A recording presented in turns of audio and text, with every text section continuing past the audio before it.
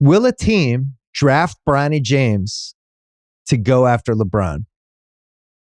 This was the subject of a lot of texts this week. Bronny did not have a good freshman season. That is an understatement. He was not one of the closing 5 guys on a USC team that I think finished under 500 and was in a bad conference and was just not a good basketball team. And it's hard to fathom that he would be one of the 58 players drafted because, first of all, 2 people forfeited their picks, so there's only 58 available. And yet, I do wonder, will somebody, I really do wonder if somebody in that 38 to 58 range will draft him as a way to get LeBron to sign for like a free agent mid-level exception, something like that. Thinking like these picks after like pick 35, it's a fucking crapshoot anyway. Let's just spend one here and maybe LeBron will want to play with his son. Maybe we can pull him in. And I think it would have to be a contender. So some possible spots. And this is, I read this on Tankathon, so these orders might switch, but the Knicks right now have the 38th pick. Philly has 41. Miami has 44. The Clippers have 45. Boston has 53. Golden State 54. Denver 57. And Dallas has 58. I think he's going to get drafted, even if he is not one of the best 58 guys in the draft. Yeah, the real conversation is how high can a team select him without assurances. And I still don't think he wants to leave LA. I think the next chapter for LeBron is that he still would need to be in LA, which is a motivation for him to come out here in the first place. So right. That's something he's got to factor into the decision. If you're telling me, hey, would a second round team not know and say, you want to just give it a shot? Yeah, absolutely. I think he could get drafted, especially with teams that have multiple second round picks going like, all right, you know what we normally do is like, we don't want a third second round guy in here. So let's trade this second for a future second with protections and maybe it expires, whatever. I don't think LeBron would ever play in Boston. So that would be a waste of time for them. And they wouldn't have the cap space on top of everything else. So, I mean, well, flip it the other way. Kind of a brilliant move by Boston. Why? They draft Bronny. It's like, hey, if you want to play with him, we know you hate Boston, but you're going to have to come. You'd probably just call it 1 year for $2 million. He would just call his kid and be like, hey, we're going to demand a trade after camp. Yeah. This is welcome to the league. You're demanding a trade. I think the second round, I think it's alive. I do think it's alive in the second round because teams are just going, all right, whatever. So I went through the last 7 years because I do think there's a cutoff point with the second round where it becomes a 5 to 10% chance that you're even getting a rotation player. 23. These are after pick 40. Gigi Jackson 40, Kamara was 52, and Jackson Davis was 57. So Jackson Davis is your best case scenario for end of the second round. 2022, Vince Williams was 47. 2021, Aaron Wiggins was 55.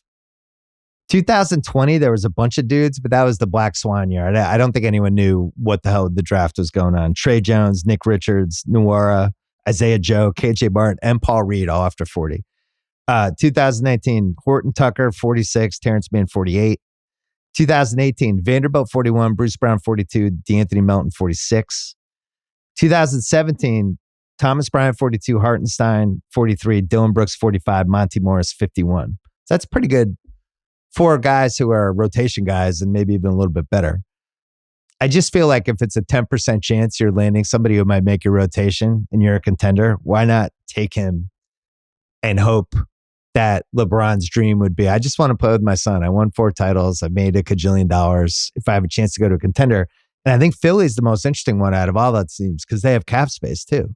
Right? So if they took Bronny at like 40 or 41, then they're like, hey, LeBron, come on. Embiid, Maxey, like, let's go. You play with your son. Kind of enticing. I think it's realistic. Second round, absolutely. Absolutely. Because weird stuff happens in this league. So despite what you think, even if you're the most anti him as an NBA prospect, and he didn't really give us a ton this year to go, okay, like where ESPN had him as the 10th pick, the first mock before the season started, which I do think might have been motivated by like, hey, if LeBron, if his kid is in your lottery preview, probably not going to be a terrible idea to get people to pay attention to it. Yes. Right. So But if you start talking about picks in the 40s and 50s, teams would definitely do it. But they'd have to be smart about, all right, is this even a 1% possibility? Because if it isn't, then we're wasting it unless we really like the player as a top 58 guy, which I don't know how many teams do. Yeah, and if you want to get cynical, you could say he could wink to one of the teams just trying to get his kid drafted and then end up staying in the league. The Lakers offered me $150 million. I didn't realize. But this would be good leverage for him with the Lakers because he doesn't really have a ton of leverage right now. He's not going to go to a bad team. He's got to go to a contender if he was going to leave LA for whatever reason. So that's basically Philadelphia. They have cap space. There's really nobody else. Nobody else who he'd want to play for. It would have to be some sort of sign and trade. If you're the Lakers, why am I doing a sign and trade and taking on your bad contract? Like, let's say he wanted to go. Let's say he decided this summer I want to go to Dallas, and Dallas is like, cool, we'll trade Tim Hardaway, the last year of his deal, and you can get Dwight Powell, like whatever bad contracts they have. And the Lakers be like, no, we're not doing that. Fuck off. If you want to sign him, you can sign him for your mid-level. So I do feel like this gives him a little bit of leverage. But I mean, if Bronny wants to actually like have an NBA career, he should stay in college for a year and try to have a really good college year, right? Like this last college year he had was about as bad as it could have gone. Starting with like he had the cardiac arrest, the fact that he ended up on a terrible team. The coach left right after the season. They didn't even make I'm sure they would have gotten invited to the NIT, but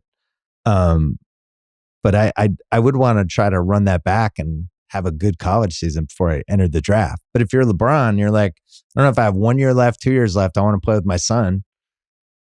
You can talk yourself into it, right? Yeah, and if a team wants to do that for him, they'll do it for him. Yeah. Like they will. But I would have to, like, is he going to go somewhere where it gives him less of a chance of winning just to play with his son? Because it might be more important to him. Who knows? Yeah, maybe. Mean, he's won a bunch of MVPs and a bunch of titles, and he has the most points of all time. He's checked probably every box he ever wanted to check in his career, and this is the last box. So my guess is that he's gonna, if the kid ends up being in the draft, he's gonna want to play with them, and that will trump any other desire he has as a basketball player. It'd be fucking amazing to play with your kid. Yeah, but I bet that he's like, okay, I'm not worried about it for 24-25. This offseason, it's getting the most money I can, hopefully out of the Lakers. They take care of me the way they took care of Kobe. Maybe there's some sort of option thing on the third year. Let me get this in my back pocket. Yeah, maybe it's like $100 million for 2 years, but he's got an opt-out after the first year and can rig it that way. Right. And okay, maybe they have a nice little run in the West and there's a tweak here because they have more picks they can trade. Like I still would think there's a big part of him who's going like, all right, I've got to make sure I'm positioned the best way I can. But then the default way of explaining it would be if those things don't work out, then you could say, well, this was always more important anyway. And it's like, okay, was this more important or was this just an easier out because the other options weren't put together as well? I just am looking forward to it because if they are on the same team and they do play together next year, it'll be the first time you've had the country just cheer on nepotism.